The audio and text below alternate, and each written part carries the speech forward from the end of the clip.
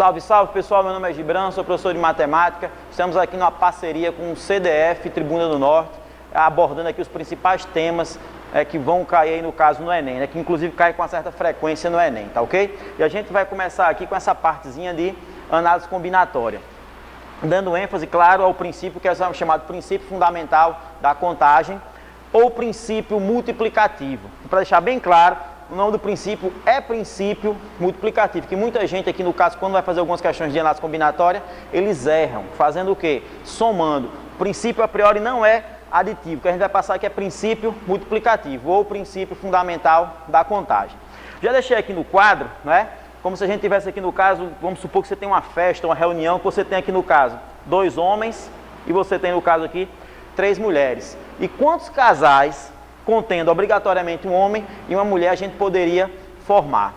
A priori, muita gente pode pensar assim, professor, o homem 1 pode ficar com a mulher 1 e o homem 2 pode ficar com a mulher 2 e a mulher 3, ela vai ficar aí no caso o quê? Ela vai ficar sobrando, mas a pergunta não é essa. A pergunta é quantos casais daria para se formar, né, não ao mesmo tempo, com essas aí no caso 5 pessoas, de modo que tenha sempre um homem e uma mulher.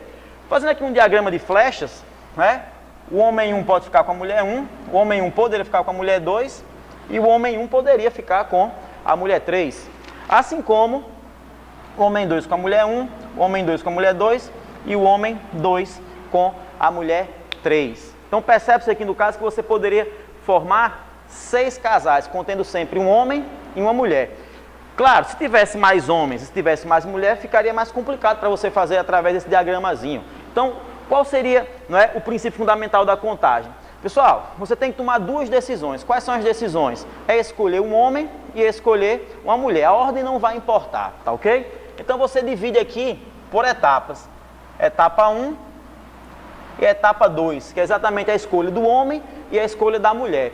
Quando você vai escolher o homem, você tem quantas possibilidades? Você teria aqui no caso 2 possibilidades. E quando você vai escolher a mulher, você teria 3 possibilidades.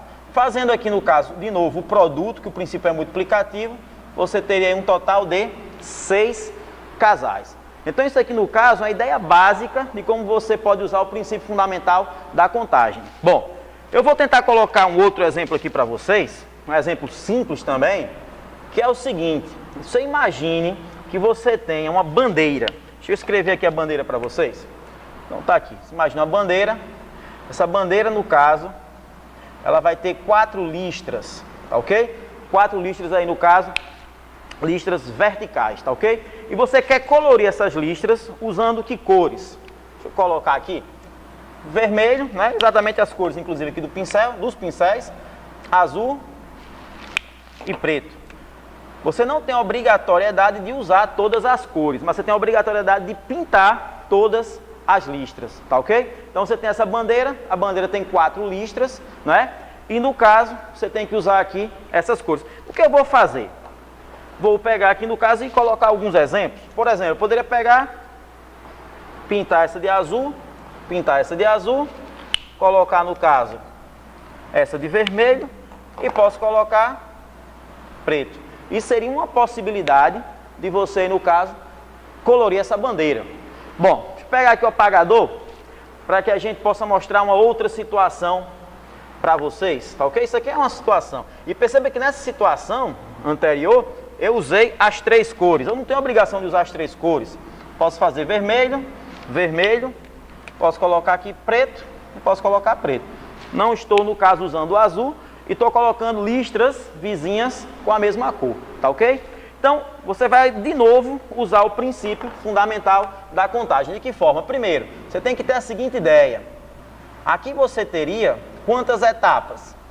Você tem 4 etapas. Ou seja, é colorir, é pintar 4 faixas, 4 listras, né? Pessoal, quando vocês forem pintar, colorir essa primeira listra aqui, você vai ter quantas possibilidades de escolha? 3. São 3 possibilidades de escolha. Pode ser o vermelho, o preto ou o azul. Então, você teria aqui 3. Já nesse caso aqui, nessa segunda listra, você também tem quantas possibilidades de escolha? 3. Você pode colocar de novo o preto, o vermelho ou o azul. Então, 3 possibilidades. Vamos pegando aqui a mesma linha de raciocínio, você sempre vai colocar, você vai ter que escolher quantas possibilidades. São 3 possibilidades para qualquer listra. Então aqui você também teria 3, assim como aqui você teria 3. De novo, você não vai somar nada, o princípio é multiplicativo, que no caso aqui daria quanto? A gente teria aqui o resultado de 81 maneiras distintas de colorir ou pintar essa bandeira, usando, claro, essas regras aí. Eu, sinceramente, acho que o Enem não vai cobrar dessa forma, porque do jeito que está aí está muito trivial. Qual seria, no caso, a ideia? Geralmente, as questões de análise combinatória, ele coloca restrições, condições. Vamos imaginar o seguinte, né? Eu quero agora saber de quantas formas eu posso pintar ou colorir essa bandeira, de modo que não haja listras adjacentes com a mesma cor, ou seja, listras vizinhas com a mesma cor. É proibido. Inclusive, desse jeito que a bandeira está aqui pintada, né? Nessa configuração que ela está pintada, a gente vai ter que descartar. Por quê? Porque eu tenho listras vizinhas que estão, no caso, com a mesma cor. Eu vou, inclusive, fazer o seguinte. Vou colocar aqui uma outra situação para vocês verem, que nesse caso eu não quero mais. Vamos imaginar que eu tento pintar a bandeira assim. Aqui eu vou colocar azul, azul, azul e vou colocar aqui vermelho. Ou seja, isso aqui seria uma outra maneira que eu não quero mais. Por quê? Porque, de novo, eu tenho listras vizinhas com a mesma cor. Ou seja, isso não pode mais acontecer. Bom, como é que a gente vai fazer isso aqui? Deixa eu apagar aqui novamente, que dessa vez a gente vai fazer preenchendo para que vocês entendam melhor o procedimento. Primeiro que a minha questão ainda está dividida em 4 etapas. Você ainda vai ter, queira ou não queira, apesar da restrição, que pintar, que colorir 4 listras. Vamos fazer o seguinte, quando você for colorir a primeira listra, você tem quantas possibilidades de resultado? 3. Você continua com 3 possibilidades. Está aqui. E você, claro, vai ter que escolher uma cor para ficar aí. Bom, sei lá qual é a cor. Eu vou pegar aqui de maneira aleatória e vou supor que coloquei a cor preto. Tá ok? Cor preta, melhor dizendo. Pessoal, depois que essa listra foi pintada, eu tenho que colorir a segunda listra. Quando eu for colorir a segunda listra, ora, eu não posso aqui no caso mais colocar o preto, porque eu teria 2 listras vizinhas com a mesma o quê? Com a mesma cor. Ou seja, para essa segunda, né, etapa, eu só tenho quantas possibilidades? 2. Bom, vamos ter que arrumar aqui uma outra cor, claro que não seja nem a cor preta nem a cor, que não seja, desculpas, que não seja a cor preta. Vamos colocar a vermelha, por exemplo. Agora, colocada a cor vermelha, eu tenho que colorir a terceira listra. Pessoal, essa é a minha terceira listra, eu só não posso colocar aqui cor. Eu não posso colocar o vermelho, posso colocar o preto, como posso colocar o azul. Então aqui eu teria 2 possibilidades. E, sei lá, vamos arrumar aqui uma cor, claro que não seja a vermelha. Inclusive eu poderia colocar a preta aqui de novo, não teria problema algum. E agora a gente tem que colorir essa última listra. E pelo visto, nessa última listra aqui, eu só não posso colocar quem? O preto. Pode ser o vermelho, como poderia também ser o azul. Então teríamos 2 possibilidades. Vamos colocar aqui, inclusive, o azul para a gente fechar. Isso, inclusive, é uma maneira que eu posso pintar essa bandeira. Pode ver que eu tenho aí no caso, né? 4 listras, então você não tem listras adjacentes, não é, com a mesma cor, listras vizinhas com a mesma cor. Caso você faça aqui o produto, você encontraria aqui no caso, né? Esse produto aqui seria 2 vezes 2, 4, vezes 2, 8, vezes 3, 24, tá ok? Então aqui existe 24 maneiras distintas de você colorir essa bandeira, de modo que não haja listras vizinhas ou listras adjacentes com a mesma cor. Veja que houve também aqui, né, uma queda em termos de quantidade. Aqui você poderia pintar de 81 maneiras distintas, já aqui você só pode pintar de 24 maneiras distintas. Por quê? Porque você colocou uma chamada condição, uma restrição, que geralmente as questões não pedem o todo, sempre vai colocar uma restrição, uma condição aí, né, em relação a esse tipo de coisa, tá ok? Pessoal, vou fazer aqui o seguinte, deixa eu tentar aqui passar para vocês mais uma questão, bem rapidinho, né, para a gente não perder aqui muito tempo, que é o seguinte, vocês imaginem aqui nesse caso, esse conjunto aqui, supor que você tem aqui o conjunto A. Pessoal, o conjunto A vai ter aqui elementos 1, 6, 7, 8 e 9. Pergunta simples que eu vou fazer para vocês, tá ok? Quantos números com 3 algarismos, eu posso formar com os elementos do conjunto A? E olha que eu não tenho a obrigação de usar todos os elementos, até porque são números com 3 algarismos. Vou até colocar alguns exemplos para vocês verem. Poderia formar o 167. Poderia formar o 788. Poderia também formar, no caso, se eu quiser, o 888. São números com, aí no caso, os 3 algarismos repetidos. Você pode formar, você pode repetir os algarismos, tá ok? Pessoal, perceba que você sempre vai ter que preencher quantas casas decimais? 3. São 3 casas decimais para, no caso, você preencher. Aqui você pode colocar quantas possibilidades? Veja que você pode colocar, no caso, pode ser 100 e alguma coisa, 600 e alguma coisa, 700, né? 800 ou 900. Então aqui você teria quantas possibilidades? 5. Então, para a primeira casa você vai ter 5 possibilidades. Assim como para a segunda você também teria 5 possibilidades. E para a última, 5 possibilidades. Quando você fizer o produto, daria 125. Tá ok? Claro, como eu falei para vocês, o Enem vai cobrar desse jeito? Acho pouco provável, porque ele está pedindo aqui o todo.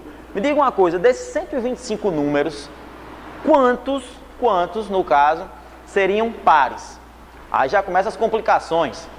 Vamos lá? Pessoal, mesma coisa. 1, 2, 3. Se eu quero formar números pares, o que é que me garante? Qual é a condição para que o número seja par? É exatamente o último algarismo. Ou ele termina em 0, em 2, em 4, em 6 ou em 8. Para esse caso só pode acabar em quê? Ou em 6 ou em 8. Para a última casa, eu teria então, por sua vez, 2 possibilidades. Para cá eu vou ter 5, porque aqui não define se o número é par ou ímpar. E aqui eu também teria 5 possibilidades. Quando eu fizer o produto, eu vou encontrar aqui, no caso, 25 vezes 2, 50. Então eu teria 50 números pares. Bom, de uma maneira fácil, se você tem 50 pares, por obrigação, você também teria o quê? 50 ímpares, tá ok? Então, no caso, você tem 50 pares e 75 ímpares, tá ok? Beleza? Bom, pessoal, essa é a partezinha de análise combinatória, né? Lembrando de novo, ó, se você voltar aqui, ó, a fazer os 50 mais os 75, você volta a ter aí os 125, tá ok? Beleza? Então, essa é a parte de análise combinatória. A gente vai entrar agora na parte de probabilidades.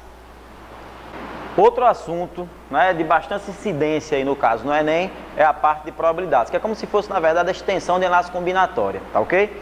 Pessoal, eu vou dar um exemplo aqui bem tranquilo em relação à questão de probabilidades. Você imagine que numa sala, né, você tem aí 100 alunos. Claro que eu vou colocar logo aqui para facilitar com números fechados. Então, 100 alunos, dos quais 70 são mulheres, tá ok? E você vai escolher um aluno, né, desse de forma o quê? Aleatória. Vai escolher um aluno ao acaso. Aqui no Nordeste a gente fala muito o quê? Escolher na doida, né? Quando você fala na doida, todo mundo entende o que seria aleatório ou ao acaso, tá ok? Então, se você escolher um aluno desse de maneira aleatória, qual seria a probabilidade desse aluno escolhido ser mulher? Pessoal, probabilidade nada mais é do que uma razão, né, entre os casos favoráveis por todos os casos. Você indica simplesmente o quê? Isso aqui seria todos os casos, que a gente vai indicar, vai chamar isso de espaço amostral, que geralmente a gente indica pela letra S. E isso aqui seria o quê? Isso seria o evento, né? Que seria exatamente o que eu quero que ocorra. Então eu tenho 100 pessoas, né, 100 alunos, vamos assim dizer, dos quais 70 são mulheres, eu vou escolher um desses ao acaso. Qual é a probabilidade de ocorrer mulher? A anotação seria essa: probabilidade do evento ocorrer. Isso seria igual a o número de elementos do evento. O número de elementos do evento seria o quê? As 70 mulheres dividido por todos os casos, que seriam exatamente a quantidade de pessoas, que seriam aí 100 pessoas. Aqui você tem várias maneiras de deixar aqui a resposta. Você simplesmente pode fazer o seguinte: seria 7 sobre 10. Se você quiser, você pode escrever que isso aqui também seria quanto? 0,7. Em algumas situações que não estaria no caso errado, deixa eu apagar aqui que eu errei, seria 0,7 70, ou pode colocar para porcentagem, que seria, no caso, 70%. Tá ok? Coisa tranquila, fácil aí no caso de vocês entenderem isso. Que o Enem às vezes cobra também, inclusive, algumas questões bem diretas em relação à probabilidade, tá ok? Pessoal, vamos tentar aqui colocar uma outra situação, tá certo? Pessoal, vamos supor que você, no caso, vai lançar 2 dados, tá ok? Então você vai lançar 2 dados e ele quer saber qual é a probabilidade que, quando você lança esses 2 dados, os números obtidos sejam iguais, tá ok? Primeira coisa que você tem que saber, inclusive a gente vai usar aqui a análise combinatória, o princípio fundamental, para resolver essa partezinha da questão. Quando você lança 2 dados, você tem quantos possíveis resultados? Eu vou colocar, inclusive, aqui alguns possíveis resultados. Se você lança 2 dados, vou colocar como se fosse assim, ó, o primeiro dado e aqui fosse o segundo dado. Se você lança 2 dados, sei lá, pode sair 4 no primeiro, 6 no segundo, pode sair 2 no primeiro, 2 no segundo, pode sair 5 no primeiro, 1 no segundo, e assim sucessivamente. Quando eu lanço esses 2 dados, eu teria quantos possíveis resultados? Ora, veja que você vai lançar 2 dados. Sua situação, né, está dividida aqui em quantas etapas? 2. Primeira, segunda etapa. Então, quando você lança 2 dados, são 2 dados a serem lançados, são 2 etapas. Quando você lança o primeiro dado, você vai ter quantas possibilidades de resultado? 6. Lançou um dado, 6 possibilidades. Quando eu falo dado, é aquele dado simples mesmo, o vulgo bosó. Tem os números naturais de 1 até 6. Quando você lança o segundo dado, você também vai ter 6 possibilidades de resultado. Dando quantos resultados ao todo? 36 possíveis resultados. Nesse caso, então, desses 36 resultados, quantos teriam resultados iguais? Aqui, inclusive, daria para a gente fazer contando. Os resultados iguais quais são? Seria, vou até colocar aqui, ó, entre parênteses, seria o 1 e o 1, 2, 2, e vou colocar aqui, ó, reticência para a gente chegar em qual? No 6, 6. Então você teria aí, no caso, 6 resultados iguais dos 36. Por sua vez, a probabilidade, né, desse evento ocorrer, tá aqui, ó, a probabilidade do tal evento ocorrer seria de quanto? Seria de 6, que são os 6 possíveis resultados, são os resultados iguais, para um total de 36 resultados, que isso daria, no caso, 1 sobre 6. Vale salientar que esse resultado, 1 sobre 6, ele não seria muito interessante você dividi-lo. Por quê? Se você for dividir 1 sobre 6, vai dar uma dízima periódica, você vai ter que fazer aproximações, é muito mais interessante você deixar 1 sobre 6, tá ok? Então, alguns resultados, como esse aqui, você tem uma sala com 100 alunos, 70 mulheres, vai escolher um aluno ao acaso, você quer que saia, no caso, uma mulher. Aqui tudo bem, daria 70%, é fechado, não daria uma dízima.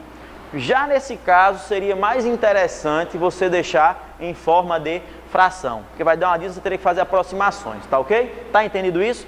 Então a ideia de probabilidade, inclusive, se vocês perceberem direitinho, ela se assemelha muito também com a ideia de quê? De porcentagem, que é um assunto certo também na prova do Enem. Aqui, voltando para a questão dos 100 alunos e 70 mulheres, é exatamente o que está acontecendo. A mesma coisa, qual o percentual de mulheres nessa turma de 100 alunos, que seria de 70%? E a probabilidade também seria de 70%. A ideia de probabilidade, né, de um evento ocorrer também é muito parecida com a questão de quê? De porcentagem, de percentual. Tá ok? Belezinha? Pessoal, essa é a partezinha aqui de probabilidade, né? E vamos agora dar uma olhadinha aqui na parte de estatística. Pessoal, outro assunto aqui de carteirinha é a chamada estatística, que praticamente todo ano cai. E quando cai, não cai uma questão não. Cai 2, 3, 4, 5 questões de estatística praticamente em toda a prova do Enem.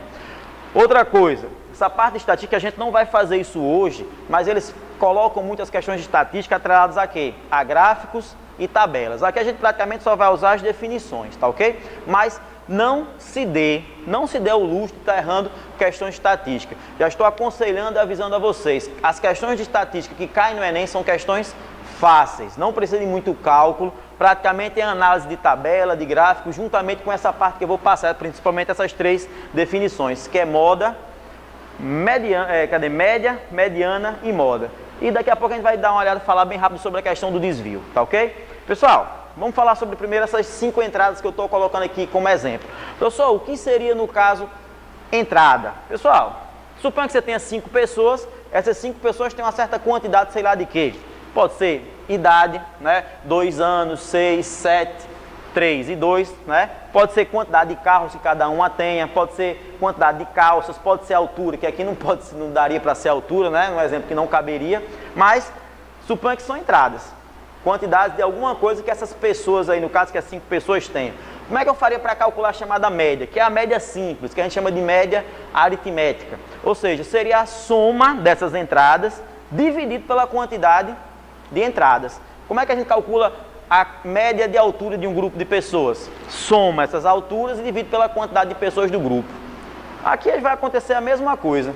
Como é que eu faria para calcular a chamada média aritmética entre esses números aqui, entre essas entradas?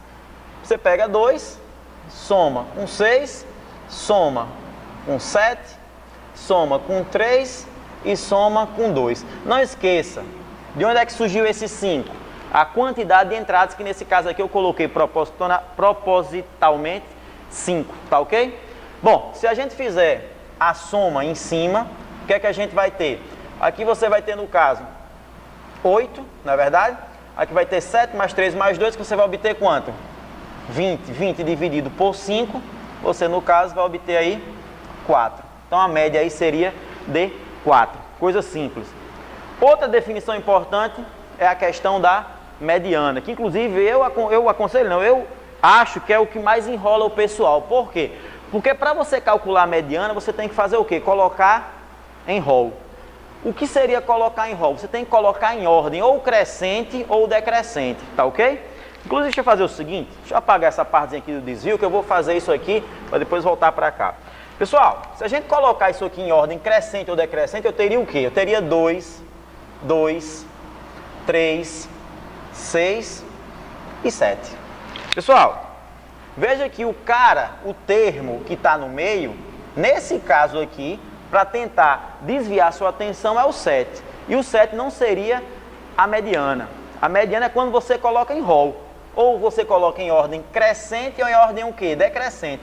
E nesse caso a mediana, tá aqui ó, seria o 3. Esse cara, chamar aqui de MD, esse cara, ele seria a mediana, que é o 3 que é a mediana. Então tome cuidado, quando o cara falar em mediana, já fique sabendo que você tem que colocar em rol. Ou é colocar em ordem crescente, ou colocar em ordem decrescente. Outra coisa também, que o pessoal se enrola bastante. Professor, aqui nesse caso, você colocou quantos termos? 5. Beleza, você vai ter um termo do meio. É uma quantidade ímpar, tem um termo do meio. E se for uma quantidade par? Vamos lá, colocar aqui um exemplo, eu já vou colocar em rol. Você colocar 1, 2, 3, 5, 7 e 10. Nesse caso, você não tem um termo do meio. A gente considera que você tem 2 termos no meio, que seria o 3 e o 5. Como já está em rol, você pega aí os 2 termos que estão no meio e tira a média aritmética entre 3 e 5.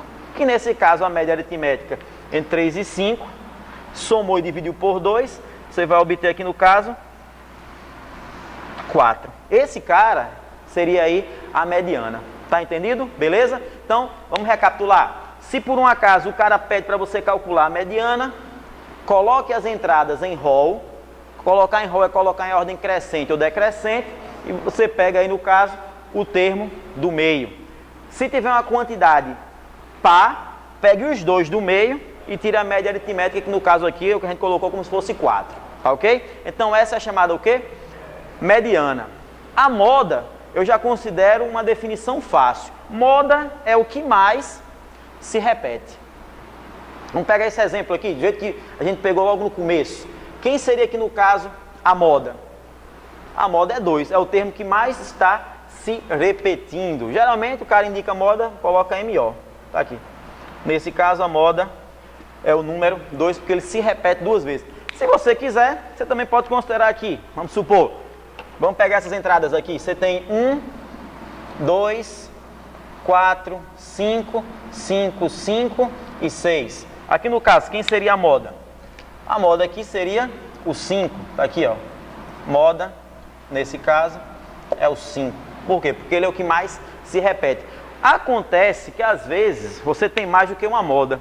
Você pode ter isso aqui, por exemplo. Você pode ter 7, 7 e 7. Ou seja, a moda seria quem?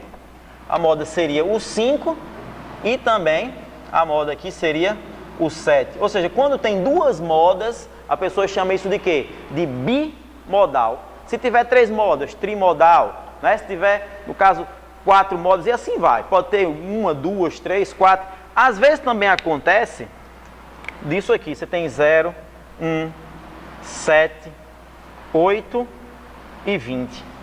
Nesse caso, para essas entradas, perceba que não tem nada que se repete. Ou seja, não existe uma moda. A pessoa chama isso de quê? De amodal. Tá ok? Quando não tiver moda, é chamado de amodal. Tranquilo? Pessoal, vou fazer o seguinte. Eu vou apagar aqui para a gente voltar para esse exemplo aqui, tá certo? Para a gente falar sobre a questão dos desvios, que é bem interessante isso. Pessoal, quando você pega essas entradas, que no caso seria quem? Seria 2, 6, 7, 3 e 2, você tem uma média. Mas existe uma coisa que é chamada de desvio. É o quanto cada entrada dessa desvia da média. Como é que você faz para encontrar isso, né? Você pega e coloca aqui, ó, 2, 6, 7, 3 e 2. A gente encontrou que a média é 4. Então você, ó, tira todo mundo aqui, ó, você tira a média de cada um. Você vai tirar as entradas menos a média. Aqui no caso você vai encontrar menos 2, aqui você vai encontrar 2, aqui você vai encontrar 3, aqui você vai encontrar menos 1 e aqui você vai encontrar menos 2. Isso são chamados de desvios. E existe também o chamado desvio médio. O que seria desvio médio? É exatamente a média dos desvios, mas em módulo, não esqueça. Deixa eu colocar aqui para vocês o chamado desvio médio. Pessoal, o desvio médio, como eu falei para vocês, é a moda desses desvios, né? Só que em módulo. Por exemplo, quanto que é o módulo de menos 2? Você vai ter 2. O módulo de 2, aqui você também vai ter 2. O módulo de 3 é 3. O módulo de menos 1 vai dar 1. E aqui o módulo de menos 2, no caso, você vai ter 2 e dividido por 5, ok? Bom, aqui você tem quanto? Você tem 5, 6, 7, 8, 9, 10. Ou seja, você vai ter 10 dividido por 5. Você vai encontrar quanto? 2. O que é que esse 2 representa para a gente? É o quanto essas entradas, em média, se desvia da média original, que era 4. Ou seja, geralmente essas entradas, elas têm um desvio, elas vão fugir da média ou 2 para cima ou 2 para baixo, sempre em relação a esse 4 que seria a média, tá ok? Então, isso aqui é os toques, né, as dicas que a gente tem para vocês em relação à estatística, tá ok? Eu espero que vocês fiquem aguardando aí, né, um novo encontro com a gente, tá ok? Pela internet, né, com essa parceria aí do CDF junto aí com a Tribuna do Norte, tá ok? Meu nome é professor Gibran e espero aí encontrar com vocês novamente. Valeu!